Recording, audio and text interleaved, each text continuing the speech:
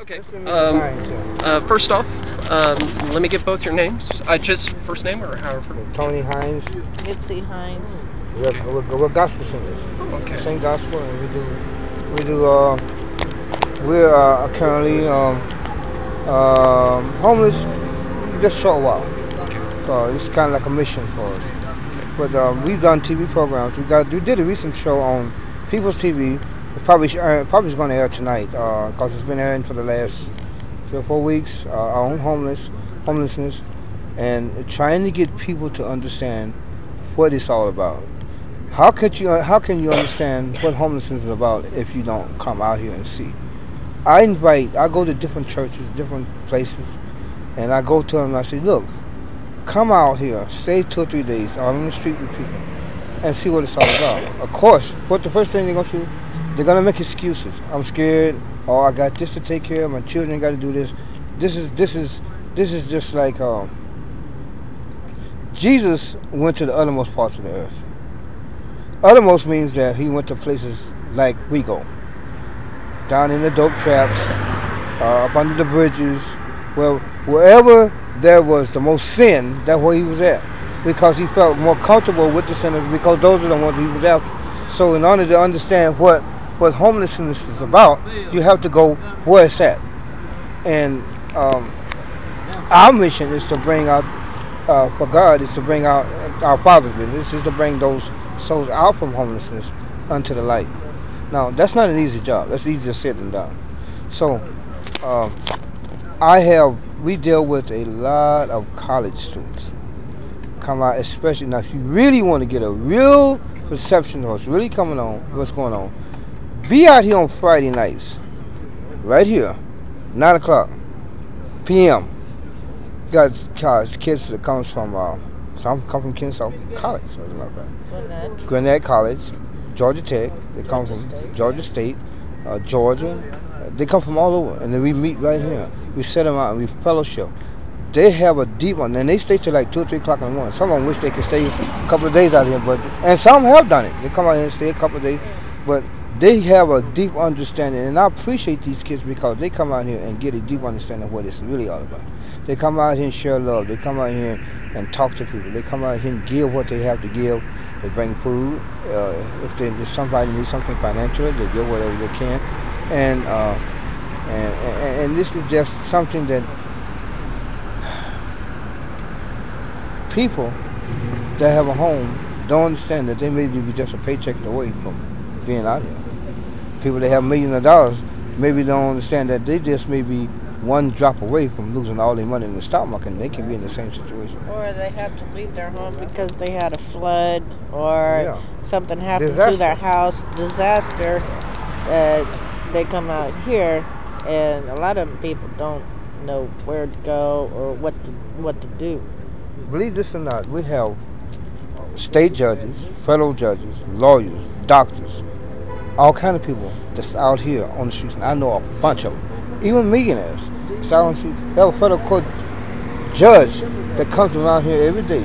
She can go in that building anytime she gets ready, but she's a federal court judge because something happened to her mind. She lost it, and she became homeless because she's not able. Something in her mind clicked, or something. I don't know whether they gave her something in her drink. It just something happens where it just click, and you're not able to function. These people are not able to function. Go ahead. A lot of it's because of the chronic stress. They don't know how to deal with the bills, or they don't know, they look at it as, what am I doing in here in this situation? Or they got a family, and it's like half their life is lost. This is my challenge. This is my challenge to the American people. Okay, now there's enough stress in the home, worrying about college students, how you gonna pay their tuition, how you gonna pay their bills. But you know one thing, a homeless person, it's got it made, because he or she has the opportunity to come out here, or get away from all that stress. I ain't got to worry about paying the utility bill. I ain't got to worry about paying. Not saying that you got to go back to that sooner or later, but just coming out here, breathing this fresh air, sleeping on the outside, and just being around people that you don't know and getting to know these people, It's like a gigantic step towards freedom. It's a freedom beyond anything that you can even recognize. I would challenge anyone, excuse me, let me say this again. I would challenge anyone to come out here and get amongst these people and find out what it's really about. It's not a being, I say, how could you be afraid of another human being just as human as you are? Just because he's dirty, or maybe because he's stinking, or maybe because he's cursing. You got to know how to approach that situation. And that's the biggest problem with American people. We are afraid of each other because of what we see through our eyes. We don't examine into the situation and say, now that person is irritated. But 90% of the people that's mentally ill, they come to me. But they're very intelligent. They're very intelligent. They'll sit down and talk to you. You just got to know how to approach them people. You got to know how to sit down and say, okay, what's the problem? Would you go to them and you going to them, get away from me? They're not going. They're whatever it is going to kick in their mind and say, well, you don't want to be bothering me, so so they retaliate. But you got to approach these people with, first of all, LOVE, love. When you can approach these people with love and get an understanding about what's really going on, then you can say this is how we deal with this. You want to go ahead, honey? Well, with the single women, they come out here and they leave their homes. They have seen a lot of violence here on the street. Like in the dope traps, and they're not familiar with Atlanta, or they're not familiar with their area. There's violence here on the street. There's give and take. There's drugs. There's alcoholism. A lot of them is because if they leave their houses because of drugs or alcohol, or they lost their job, or they had a flood or disaster, or they lost their house, their car, their belongings. There's a lot of things, that people go through in life, or they can't stand being on the inside. God gave me a mission. The mission that God has given me to do is to get, first of all, is to get an understanding amongst the men. My mission that God has given me, or my calling He's given me, is that every man in America has got to understand one thing. We're not going to make it without each other. Whether you black, white, blue, green, or orange. I have a speech I'm supposed to make on August the 28th, this year, 2010, at the Capitol up here. They're trying to stop this speech from being made, because what God has got for me to say is going to bring the American men, and I'm not just saying black, American men together.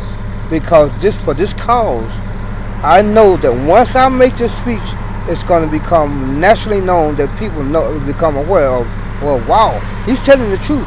This is what we're going to have to do, because the government is not going to do it.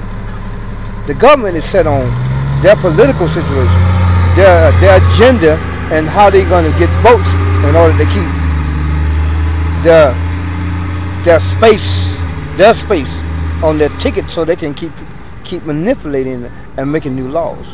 But unless American men come together and realize we are in trouble, this economy that we're facing right now is not going to come back. Anybody that's saying that it's going to come back is telling a flat out lie. Economic collapse. It's going to happen, and I know it's going to happen. So anybody sitting up thinking that this economy is going to come back behind the stimulus and all this mess that's going on is telling a flat out lie, because it's not coming back. The only way American is going to come back is that men have got to step forward and say, all this money out here, how can you take $200 million to the grave with you? When you got people out here that need homes, need help with foreclosures, need help with jobs. How can all these basketball players and football players and all these stars and singers, how can you take all this money to the grave with you? It doesn't make any sense to me. Give it back to the people that really need it. You don't need all that money. I challenge you. If I had $100 million right now, I'll put up all of it. I don't need that much. All I need is just a simple home paid for. They can pay. You know how many homes you could buy with all the money that these people got? All these millionaires and billionaires in this country. And why don't they give it back? And are they just greedy? There's a lot of people that are stuck on their belongings, their prized possessions. They should at least give something to the homeless. the stuff that they don't wear or they don't need, you know, it's just sitting there collecting dust. But they get the worst though. They don't get the best. They get the worst out. If the Bible says, if you got a coat, give him the best coat. Don't give him the one with the holes in it and what's the use of giving a guy a raincoat when it don't have a top to go over his head? You just give him the coat to go around his body, but you need the top to cover his head to keep the rain off of it. It doesn't make sense. Because God said, give your best. Give your best. It's just the same way with food. I'm not knocking anybody passing out bologna sandwiches, but why pass out bologna sandwiches when you got 100,000 steaks in the refrigerator? Yeah. Doesn't make sense. You know. Only thing I'm saying is this here: America better wake up. They better wake up.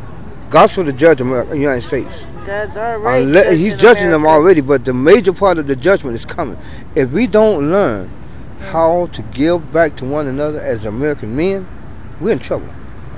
And much sooner than you think. It can happen at any time. And the wrath of God, once God say it's over, he can just fold his head and say, okay, they're not going to come together. So when his wrath comes, he done warn them through floods, Katrina, tornadoes. He done warned them through all kinds of ways. If they're not going to listen, and if I don't get to make this speech on August the 28th, that may be the last warning. Because I know I was sent to make this speech. And she's heard part of it. But I don't want to get into that. So cause I want to save that for August the 28th. But it's a very important speech that I need to make. And whoever's got a gift from God with the sixth sense and knows what's going to be coming, like earthquakes. You hear of earthquakes, it's in Revelation. When you read Revelation, you will know what I mean. There is going to be an earthquake. Yes, a major one. Here. A major one here. Right here. And that's God's wrath. Because all these disasters that are coming upon the earth is from God. It's because of our sin. It's because of not giving, not showing love to one another. And that's what the Bible says. To show love to one another and love God with all your mind, heart, soul, and body. Well, to be more specific about why she's saying that is because he showed us the tornadoes that came to Atlanta, all three of them. He showed us in the vision how they were going to come. They came exactly the way he said they were going to come. They came downtown Atlanta. They came around the buildings the same way he showed us in the vision. They came to the CNN Center the same way. And the earthquake that's going to hit Atlanta is going to come right down the middle of Peachtree Street. It's going to split Peachtree Street wide open. And all them buildings is going to go whoop, in a hole. So, you know, I said that to say that it's going to wipe the city out. So, if they think they've seen homelessness, they haven't seen homelessness.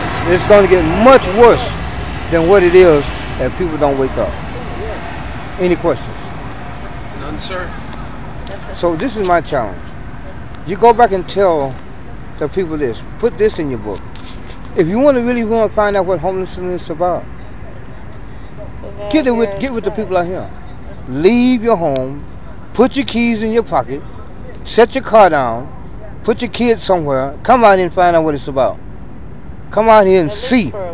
Get them out here for 2 or 3 days. Every other week or something and find out what it's about. Come without money. Leave your money in your account. Leave your bank book behind. Leave your checkbook behind. Come out here and find out what it's about. But don't come with no fear. Because you come with fear, the enemy will get you. Because they are here. But you got to come with love in your heart and you got to know how to approach the situation. There's ways of talking to people. So how did we get so afraid that we can't talk to one another? I can't understand that. How did that fear get here? Ignorance. It grew. Ignorance. Ignorance? Mm-hmm. I agree. I agree. See. Okay.